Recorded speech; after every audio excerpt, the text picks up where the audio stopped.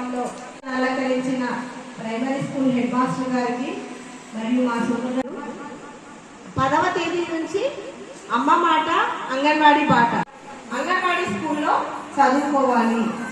అందుకు గాను షెడ్యూల్ ప్రకారం ప్రతిరోజు ఏమేమి కార్యక్రమాలు చేయాలనేది మాకు షెడ్యూల్ ఇవ్వడం జరిగింది. అంగన్వాడీ కేంద్రాన్ని చక్కగా చేయడం, ఈ విధంగా చాలా కార్యక్రమాలు గ్రామంలో చేపట్టడం ఉండాలి. అవునా అమ్మ? 3 సంవత్సరాల పిల్లలు ఎక్కడ ఉండాలి? ప్రైవేట్ స్కూళ్ళన్నా ఇవ్వరు. అంగన్వాడీ కేంద్రంలో పోషకాహారం ఇస్తున్నారు. పిల్లలకు కల్పించడము, వాళ్ళని తినేలా చేయడము ప్రతి నెల. ఇందులో భాగంగా జాతీయ విద్యా విధానంలో మేము టీచర్స్ అందరికీ కూడా న్యూ కరికులం ప్రకారము ట్రైనింగ్ ఇవ్వడం జరిగింది. ప్రియదర్శిని బుక్స్ వాళ్ళకి ఇచ్చి నెలవారీగా సిలబస్ ఏమేమి ఉంది అనేది ఆ సిలబస్ ప్రకారం పిల్లలకు ఆటలు పాటలు సృజనాత్మకత కార్యక్రమాలు అవన్నీ కూడా చేయించాల్సిందిగా వాళ్ళకు ట్రైనింగ్ కూడా నిర్వహించడం జరిగింది. అదేవిధంగా మేము అంగన్వాడీ కేంద్రంలో ఇచ్చిన ప్రీ స్కూల్ కిట్ కూడా ఈ కార్యక్రమంలో మేము ఎగ్జిబిట్ చేయడం జరిగింది. అంతేకాకుండా మేము ఈ యూకేజీ ఎల్కేజీ బుక్స్ తల్లులందరికీ కూడా చూయించి అంగన్వాడీ కేంద్రంలో మేము ఏ విధంగా పిల్లలకు విద్యను అభ్యసింపజేస్తున్నాము అనేది కూడా తల్లులకు వివరించడం జరిగిందండి. నా పేరు ఆర్ జ్యోతి, డిచ్పల్లి ప్రాజెక్ట్ సిడిపిఓని. అమ్మ మాట అంగన్వాడీ బాట కార్యక్రమాలు 10వ తేదీ నుంచి 17వ తేదీ వరకు మేము ప్రతి గ్రామంలో కూడా నిర్వహించడం జరిగింది. అట్టి ప్రోగ్రాంలో భాగంగా మొదటి రోజు అంగన్వాడీ కేంద్రాన్ని చక్కగా అలంకరించి పిల్లల్ని తల్లులని అంగన్వాడీ కేంద్రానికి ఆహ్వానించడం జరిగింది. అంతేకాకుండా అంగన్వాడీ కేంద్రాన్ని మామిడాకులతో ముగ్గులతో చక్కగా అలంకరించడం, తర్వాత ఎస్హెచ్జి గ్రూప్ మెంబర్స్తో ఏఎల్ఎంఎస్ కమిటీ మెంబర్స్తో మీటింగ్ పెట్టడము జరిగింది. తర్వాత 3 సంవత్సరాల పిల్లల వాళ్ళ ఇంటికి వెళ్ళి వాళ్ళను అంగన్వాడీ కేంద్రానికి ఆహ్వానించడము, వాళ్ళకి సెంటర్కి ఆహ్వానించిన తర్వాత సెల్ఫీ తీయించుకోవడము జరిగింది. సెంటర్లో కూడా అంగన్వాడీ కేంద్రంలో ఉన్న ప్రీ స్కూల్ మెటీరియల్ అన్నీ కూడా మేము ఎగ్జిబిట్ చేసి తల్లులందరికీ మరియు ఏఎల్ఎంఎస్ కమిటీ మెంబర్స్ అందరికీ కూడా చక్కగా వివరించడం జరిగింది. 5+ చిల్డ్రన్ని 5 సంవత్సరాలు దాటిన వాళ్ళని మేము గ్రాడ్యుయేషన్ డే నిర్వహించి గవర్నమెంట్ స్కూల్లో తర్వాత ఇంకా వాళ్ళు ఇతర స్కూల్కి వెళ్ళినా అక్కడ జాయిన్ చేయించడము జరిగింది. మళ్ళీ పోషణ వాటిక యొక్క ప్రాముఖ్యత గురించి వివరించడం జరిగింది.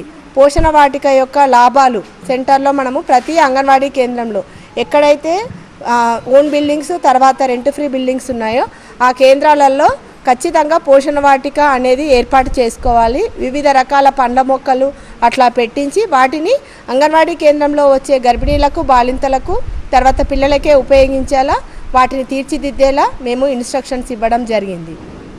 మళ్ళీ నెక్స్ట్ డే ఏం చేశామంటే మేము అంగన్వాడీ కేంద్రంలో ఇస్తున్న పోషకాహారం గురించి 3 నుంచి 5 సంవత్సరాల వాళ్ళకి మేము ప్రతిరోజు కూడా ఉదయము ఉడకబెట్టిన కోడిగుడ్డు ఇవ్వడం జరుగుతుంది.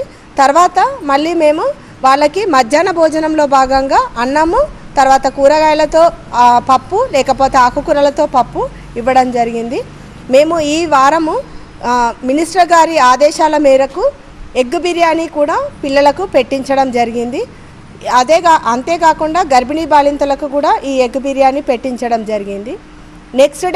నెక్స్ట్ డే కార్యక్రమంలో భాగంగా ప్రతి గ్రామంలో ఎవరైతే 3 సంవత్సరాలు దాటిన పిల్లలు ఉంటారో వాళ్ళందరికీ కూడా సామూహిక అక్షరాభ్యాసం కార్యక్రమం నిర్వహించి వాళ్ళందరికీ అక్షరాభ్యాసం కార్యక్రమం చేపట్టడం జరిగింది. అంతేకాకుండా మేము ఇచ్చే ప్రీ స్కూల్ మెటీరియల్ పిల్లలకి అభ్యసన మూలాలు ఏర్పాటు చేసి వాళ్ళకి భాషాభివృద్ధి ఏ విధంగా చేస్తున్నాము, వాళ్ళకి శారీరక అభివృద్ధి ఏ విధంగా జరుగుతుంది అనేది అభ్యసన మూలాలు కూడా సెంటర్లో ఏర్పాటు చేసి వాళ్ళు ప్రతి విషయంలో అన్ని రకాల అభివృద్ధి వాళ్ళలో జరగాలి అనేది సెంటర్ యొక్క ప్రాముఖ్యత అని తల్లులందరికీ కూడా చక్కగా మేము వివరించడం జరిగింది. మేము ఈ జాతీయ విద్యా విధానంలో భాగంగా ప్రతి ఒక్క అంగన్వాడీ టీచర్కి కూడా రీసెంట్గా ట్రైనింగ్ ఇవ్వడం జరిగింది. అందులో సిలబస్ జూన్ నెలలో ఏం సిలబస్, జూలై నెలలో సిలబస్ వారీగా వాళ్ళకు ఆటపాటలతో విద్య అందించడము అనేది ఏ విధంగా చేయాలి అనేది అంగన్వాడీ టీచర్స్కు మేము ట్రైనింగ్ ఇవ్వడం కూడా జరిగింది.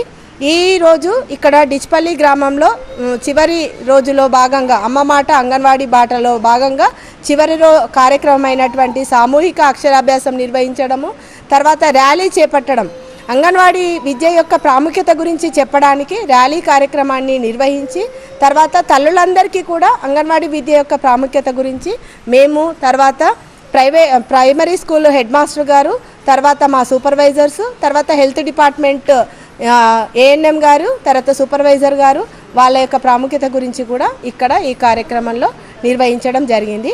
ఈ కార్యక్రమానికి తల్లులందరూ కూడా చక్కగా వచ్చారు. తర్వాత చిన్నారి పిల్లలకు మేము ఏం చేశామంటే వాళ్ళది ఫస్ట్ డే అంగన్వాడీ కేంద్రంలో అనేది ఒకటి సెల్ఫీ పాయింట్ కూడా మేము తీసుకొని పెట్టడం జరిగింది. ఇట్లాంటి కార్యక్రమాలన్నీ కూడా ప్రతి గ్రామంలో ఈ ప్రాజెక్టు పరిధిలో 303 అంగన్వాడీ సెంటర్లు ఉన్నాయి. ప్రతి గ్రామంలో కూడా ఈ కార్యక్రమాలన్నీ నిర్వహించేలా టీచర్స్ అందరికీ కూడా మేము ఇన్స్ట్రక్షన్స్ ఇవ్వడం జరిగిందండి. థ్యాంక్ యూ అందరికీ.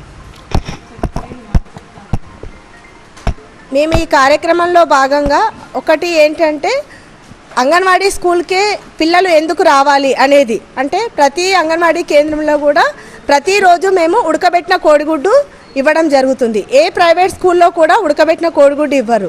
తర్వాత భోజనం ఇస్తాము. ఏంటి పిల్లలకు ఖచ్చితంగా వాళ్ళకి 12:30కి వేడివేడి అన్నము, పప్పు. పిల్లలకు పప్పు ఇవ్వడంలో ముఖ్య ఉద్దేశం ఏంటంటే 3 నుంచి 5 సంవత్సరాల పిల్లలు వాళ్ళు ఎదుగుదల అనేది చాలా ముఖ్యము. ప్రోటీన్స్ ఉంటాయి, మాంసకృతులు పిల్లల యొక్క ఎదుగుదలకు ఉపయోగపడతాయి అనే ఉద్దేశంతో ప్రతిరోజు అంగన్వాడీ కేంద్రంలో పప్పు ఆకుకూరలతో కానీ కూరగాయలతో కానీ అందించడం జరుగుతుంది. ప్రతి అంగన్వాడీ కేంద్రంలో కూడా మేము పెరుగుదల పర్యవేక్షణ నిర్వహిస్తాము.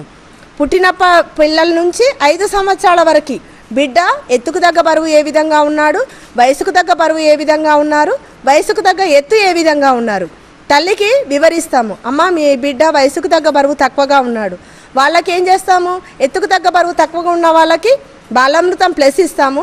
వయసుకు తగ్గ బరువు ఉన్న వాళ్ళకి తగిన సలహాలు సూచనలు కూడా మేము అంగన్వాడీ కేంద్రంలో పిల్లలకు అందించడం జరుగుతుంది.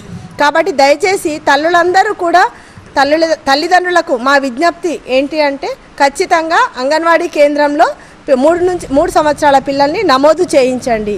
పిల్లలందరికీ కూడా ఆటపాటలతోటే విద్యను అభ్యసించేలా తల్లిదండ్రులు అందరూ కూడా సహకరించాలని మిమ్మల్ని మనస్ఫూర్తిగా కోరుకుంటున్నాను. Thank you.